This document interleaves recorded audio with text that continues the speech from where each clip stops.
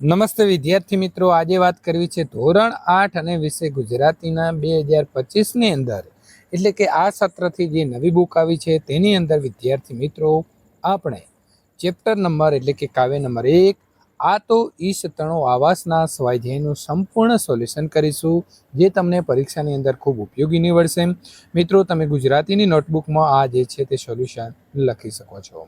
મિત્રો, ચેનલને ખાસ સબસ્ક્રાઇબ કરવાની બાકી હોય તો સબસ્ક્રાઇબનું બટન દબાવી દેવું, જેથી કરીને તમારા નવા સિલેબસના તમામ સ્વાધ્યાય સોલ્યુશન સમજૂતી તમને મળી રહે. પેલું કાવ્ય છે આ તો ઈશ તણો આવાસ, જેના કવિ છે કરશનદાસ માણેક. મિત્રો, આપણે પ્રથમ લખીશું શબ્દાર્થ. પેલો છે ઈશ. ઈશ એટલે થાય ધણી, માલિક અથવા તો પરમેશ્વર. આવાસ તો થશે ઘર અથવા નિવાસસ્થાન. આમંત્રિત તો થશે મિત્રો આમંત્રેલું. અતિથિ તો થશે મહેમાન. સ્વામી તો માલિક અથવા રાજા. અને દાસ તો થશે સેવક. હાસ તો થશે હાસ્ય અથવા તો હસવું તે. અખંડ તો આખું અથવા પૂરેપૂરું સમગ્ર. ધૂંસરી તો થશે ધોરા. ગજુ તો મિત્રો થશે ક્ષમતા અથવા તો શક્તિ. વિદ્યાર્થી મિત્રો, વાતચીત એટલે કે સ્વાધ્યાયનો પહેલો પ્રશ્ન આપણને અહીં મળે છે કે કાવ્યની જે પંક્તિઓ તમને યાદ રહી ગઈ હોય તે તમારે ગાવાની છે. હવે વિદ્યાર્થી મિત્રો, મેં અહીં અમુક પંક્તિઓ આપી છે જે મને યાદ રહી ગઈ છે અને મને ગમે છે. તો તમે પણ જે કાવ્યમાંથી તમને ગમતી હોય તે પંક્તિ અહીં લખવાની રહેશે. ત્યાર પછી પ્રશ્ન નંબર 2, ઈશ્વરનું આપેલું શું તમને સૌથી વધુ ગમે છે? સાથી. તો ઈશ્વરે આપેલ વિચારવાની શક્તિ અને ઈચ્છા શક્તિ મને સૌથી વધુ ગમે છે, કારણ કે આ શક્તિના લીધે માનવો જે ધારે છે તે કરી શકે છે. પ્રશ્ન નંબર 3, તમને નવરું રહેવું ગમે? કેમ? તો મને નવરું રહેવું નથી ગમતું, કેમ કે નવરા રહેવાથી બિનજરૂરી વિચારો મગજમાં આવ્યા કરે છે અને શરીરમાં આળસ ભરાઈ જાય છે. તો આપણે મિત્રો ક્યારેય પણ નવરા બેસીશું નહીં. પ્રશ્ન નંબર 4, નવરાશના સમયમાં તમને શું શું કરવું ગમે છે? તો નવરાશના સમયમાં મને પુસ્તકનું વાંચન કરવું, ગીત સાંભળવા ગમે છે. આ ઉપરાંત મને બહાર રમવા જવું પણ ખૂબ ગમે છે. પ્રશ્ન નંબર 5, તમે મિત્રો સાથે શું શું વહેંચીને ખાઓ છો? હું શાળામાં મારા મિત્રો સાથે મારા ટિફિનમાં લાવેલો નાસ્તો, ફળો અને બીજી ખાદ્ય સામગ્રી જે હું ખાઉં છું તે વહેંચીને ખાઉં છું. ઉદાહરણ વાંચો, સમજો અને બંધબેસતા શબ્દોની જોડ બનાવો. ઉદાહરણ તરીકે આપણને અહીં દાસ શું આપ્યું છે? સેવક, એટલે કે સમાનાર્થી શબ્દ છે. તો આવાસ તો ઘર થશે. ધોરા તો ધૂંસરી. ઉતાવળું તો અધીરું. મહેમાન તો થશે અતિથિ. ને ક્ષમતા તો થશે ગજુ. પ્રશ્ન નંબર 3, વાક્યમાંથી રેખાંકિત શબ્દોથી વાક્યનો અર્થભેદ સમજો અને આપેલા શબ્દોનો ઉપયોગ કરી આવા બીજા વાક્ય તમારે બનાવવાના છે. તો અહીં મિત્રો આપણને ઉદાહરણ આપ્યું છે કે ટીમ ઇન્ડિયાએ આજની T20 મેચમાં મહેમાન ટીમને ધૂળ ચટાડી. મહેમાન ટીમ સામે યજમાન ટીમે જોરદાર પ્રદર્શન કરી ટ્રોફી ઉપર કબજો કર્યો. દાસ તો સ્વામી. આપણે તો ઈશ્વરના દાસ કહેવાઈએ. ઉપરવાળો જ આપણો સ્વામી છે. હાસ્ય. રમૂજી ટૂચકો સાંભળીને ઉદાસ ચહેરા ઉપર હાસ્ય આવી ગયું. રુદન. પિતાજીના અવસાને અમારા જીવનમાં રુદન ભરી મૂક્યું. પ્રશ્ન નંબર 3, ધીરજ તો ઉતાવળ. ધીરજ. રોહને ધીરજ રાખીને કામ કર્યું તો કામ સારું થયું. ઉતાવળ. રાહુલે કામ કરવામાં ઉતાવળ રાખી તો કામ બગડ્યું. અખંડ તો ખંડિત. ભગવાન કૃષ્ણની મૂર્તિ અખંડ શિલામાંથી બનાવેલ છે. ખંડિત. ખંડિત મૂર્તિને મંદિરમાં ન રાખવી જોઈએ. પ્રશ્ન નંબર 4, કાવ્યના આધારે એક શબ્દમાં તમારે જવાબ આપવાનો છે. કોણ સ્વામી કે દાસ નથી? તો માણસ અથવા તો મનુષ્ય. આનંદથી શું ખાવાનું છે? તો એ પીરસે તે. નંબર 3, પોતાના કોને ગણવાના છે? તો એના જનની. નંબર 4, પ્રત્યેક ક્ષણે હેતનો શું વેર છે? તો હાસ, એટલે કે હાસ્ય. અખંડ શું ચાલે છે? તો ચીચોડો. શક્તિ મુજબ શું ઉપાડવાનો છે? તો ધૂંસરી. સૌ સાથે શું વહેંચીને ખાવાનું છે? તો રામરોટી. અમૃત જેવું શું છે? તો મિત્રો છાશ. આગળ પ્રશ્નની વાત કરીશું. આ કાવ્યનું સમૂહ ગાન કરો. તો વિદ્યાર્થી મિત્રો, તમારા વર્ગખંડમાં તમારા સાથી મિત્રો સાથે આપણે આનું સમૂહ ગાન કરવાનું રહેશે. પ્રશ્ન નંબર 6.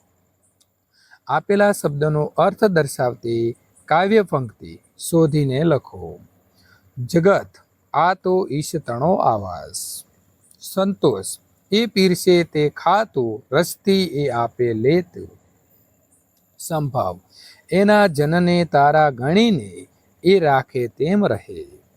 ત્રીજું, પ્રવૃત્ત, તું નવરો નવ રેજે વહેજે. ધીરજ, તું અથરો નવ થાજે, જાવા નવ રેજે વળી ચોટે. સંપ, સૌ સાથે વેચીને ખાજે, રામની દીધેલ રોટી. પ્રશ્ન નંબર 7.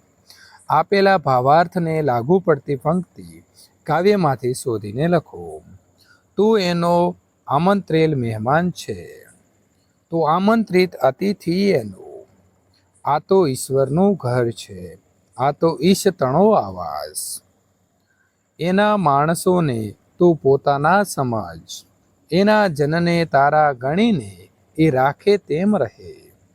તું હંમેશા કામ કરતો જ રહેજે, તું નવરો નવ રેજે વહેજે. કામમાં કોઈ કસર ન આવવી જોઈએ, કામમાં નાવે કદીએ કચાશ. પ્રશ્ન નંબર 8. પ્રશ્નોના જવાબ લખો. ઈશ તણો આવાસ સાને કયો હશે સાથી?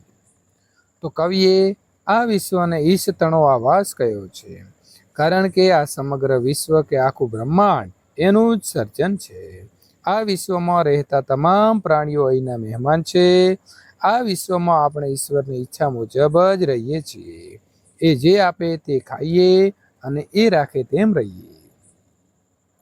નંબર 2. ઈશ્વરને કઈ કૃપાની વાત કરી છે? ઈશ્વર પોતાની આ દુનિયામાં આપણને એક મહેમાન તરીકે રહેવા દે છે.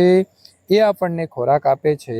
આપણે નથી અહીંના માલિક કે નથી દાસ, છતાં પણ આપણને આ દુનિયામાં રહેવા દે છે.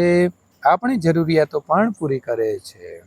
આ રીતે ઈશ્વર આપણી ઉપર અનેક પ્રકારની કૃપા કરે છે. પ્રશ્ન નંબર 3. ઈશ્વર પીરસે તે રસથી ખાવાનું સાથી કયું હશે? તો ઈશ્વર પીરસે તે રસથી ખાવાનું એટલા માટે કહ્યું છે કે ઈશ્વર આપણી મહેનત અને કર્મના આધારે જે આપણા ભાગ્યમાં લખ્યું છે તે મુજબ આપણને આપે છે. જે આપણા માટે યોગ્ય જ હોય છે એના તેમાં જ આપણે સંતોષ માનવો જોઈએ. નંબર 4. કામ કરવા બાબતે શું કહ્યું છે? કાવ્યમાં કામ કરવા બાબતે કહેવામાં આવ્યું છે કે તું નિરંતર કામ કરતો રહે, કોઈ પણ કામમાં આળસ ન કરવી અને કામમાં કચાશ પણ ન રાખવી. નંબર 5. વહેંચીને ખાવાનું સાથી કયું હશે? તો ઈશ્વરે આપેલું ભોજન સૌ સાથે વહેંચીને ખાવાની વાત કરવામાં આવી છે, કારણ કે એકલા ખાવા કરતાં બધા સાથે મળીને ખાવાનો આનંદ કંઈક અલગ જ હોય છે. વળી કોઈ ગરીબ કે ભૂખ્યાની પણ એમાં ભૂખ સંતોષાય છે.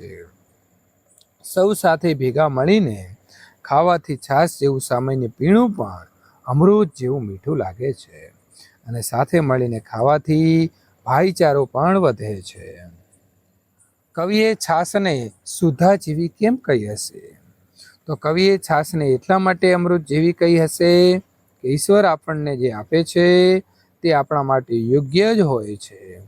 વળી આ તો ઈશ્વરે આપેલી સહિયારી છાશ જે સ્વર્ગના દેવોને પણ દોહેલી છે. આ તો છાશ આપણા માટે અમૃત સમાન જ હોય છે. કવિતાને આગળ વધારો, સ્વરચિત પંક્તિઓ ઉમેરો.